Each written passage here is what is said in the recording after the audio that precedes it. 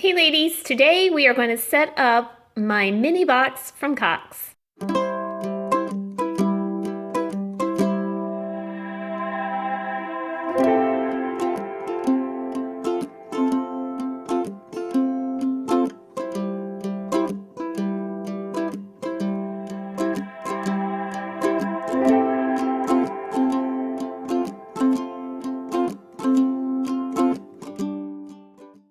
So let's get started. They have a diagram inside the box.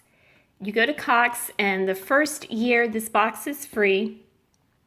So basically what I'm doing is having basic cable in the living room and the kids' room and using the mini box to do that. So there's no actual DVD box or converter box. There's just this little mini box. So we're going to set it up, and it looks like this can be done in 4 easy steps. So the first step is turning off the TV, disconnecting the cable, reconnecting the cable to the mini box, connect the HDMI cable to the HDMI port on your TV, connect the power, and then change the source input to HDMI on your TV. And the mini box will automatically load. This may take 10 minutes. So I realized my kids really were not watching TV in the living room or their bedroom. They were spending the majority of time on the internet. So they were on their laptop or the Chromebook and on their cell phones, their MP3 players. So to save money, I got rid of the DVD box in the living room and the box in their bedroom. So this mini box will give us basic cable, and instead of just being able to access basic cable with the wire from the actual cable outlet, because everything has gone digital with Cox as of the 19th of January. So you need this little mini box. So we're going to install this. Looks like we have our HDMI cable there, our mini box here.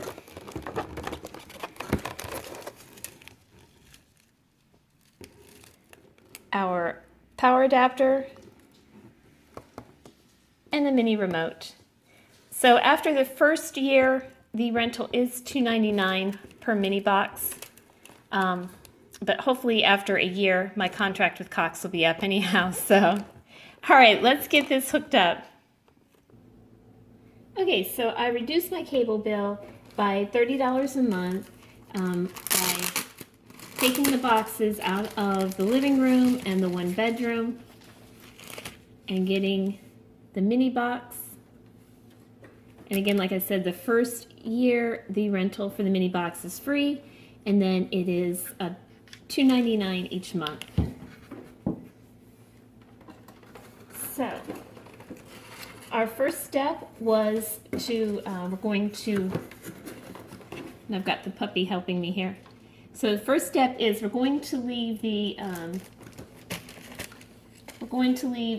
cable coming from the wall. We're going to leave that in the wall.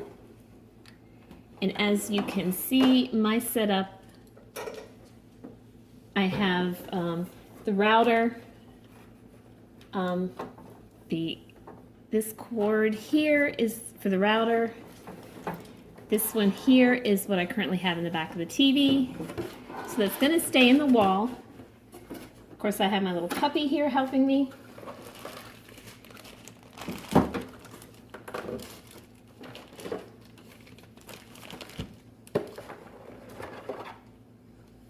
get these parts out.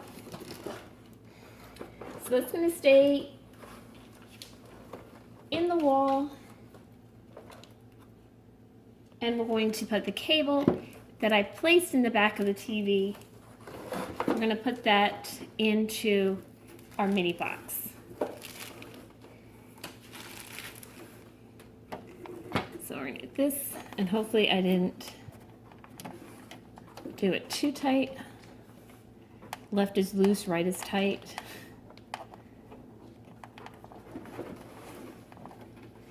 These are always fun, especially with fake nails.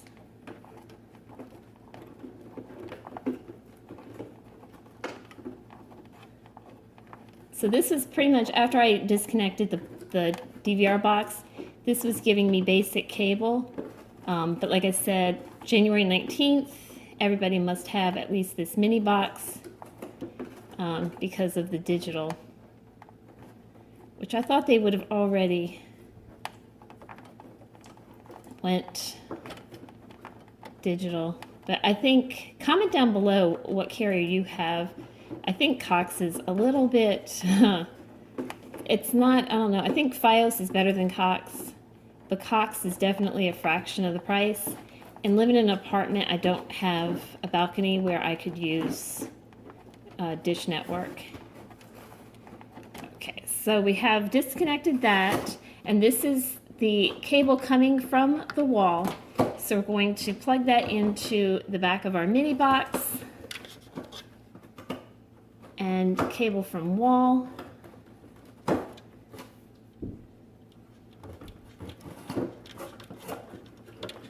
just do that.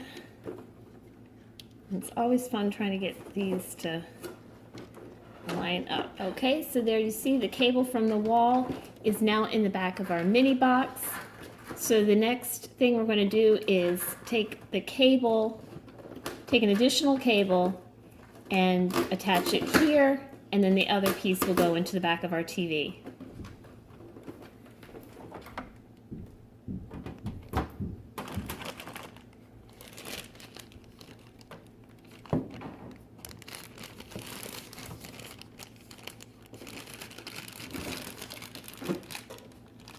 Now, actually, so we have the cable from the wall into the back of our mini box. Now, if you didn't have an HDMI ready TV, you would need to use an additional coax cable to go from the mini box to the back of your TV. But I do have an HDMI outlet on my TV, so we are going to use the HDMI cable that they included, and you can see it's color coded. The blue will go into that port right there, and so we'll hook this up.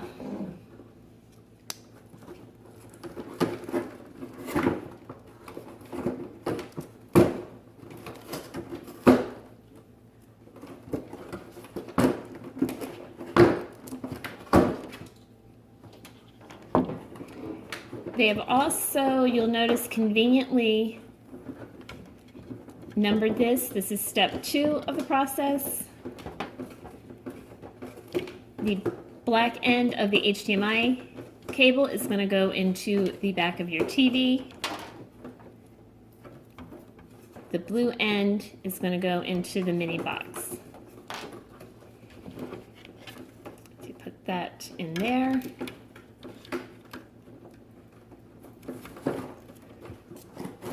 And this into the back of the TV.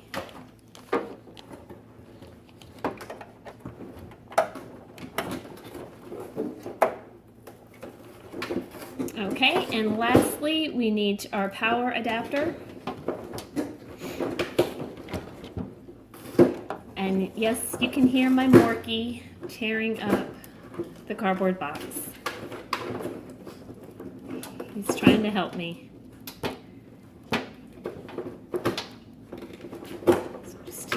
Tie off the adapter.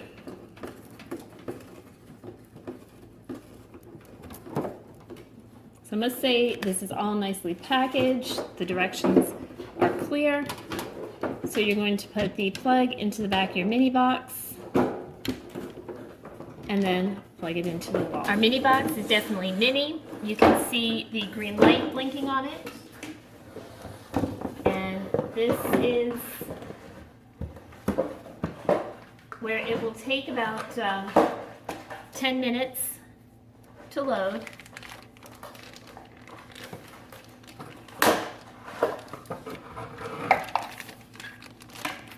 They did include batteries with our remote, so I'm going to go ahead and get those batteries out. Okay, the next step, we've turned on our TV and we want to select HDMI.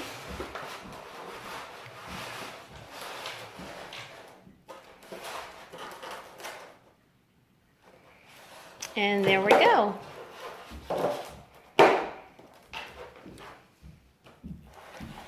So we'll see Cox, customer support, running self-test, connectivity test, software update check, and the connectivity test passed. And it's checking for an update on software.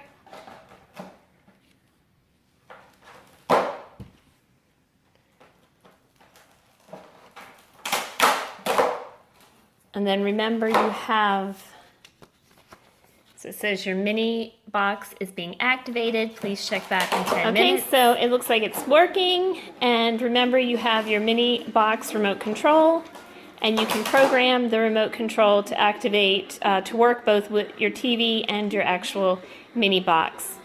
So thanks for watching. That's how to hook up your Cox mini box